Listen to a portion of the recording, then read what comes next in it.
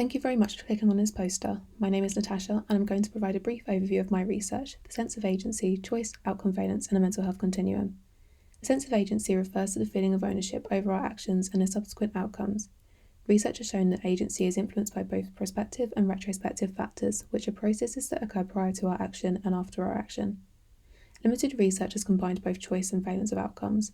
Particularly, it is not known whether increase in choice or the meaningfulness of choice interacts with valence and how this affects sense of agency. Research has also shown that prospective and retrospective processes underpin altered sense of agency experiences in clinical populations, but no research to date have explored the link between depressive and psychosis-like traits and sense of agency. Study 1 explored how prospective and retrospective processes influence sense of agency in a relationship with subclinical depression and psychosis.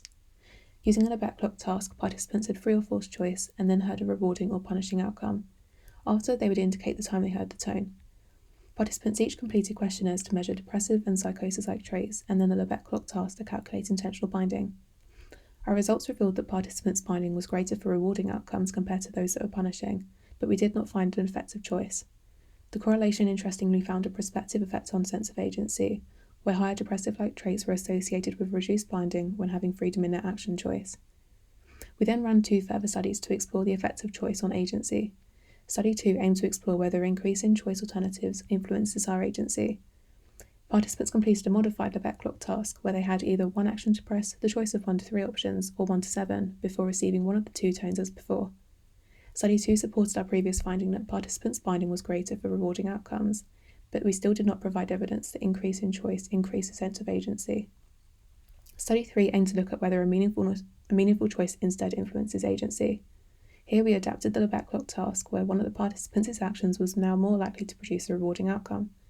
Here we provide support for greater binding for rewarding outcomes, though we still found no effect of choice on influencing our sense of agency. Across 3 studies, we therefore provide clear and consistent evidence of a retrospective effect of outcome on sense of agency. This supports previous research, where this finding has been reflected as a self-serving positivity bias. Interestingly, we did not provide evidence of a prospective effect of choice, which contradicts finding that more choice and meaningfulness choice influences sense of agency.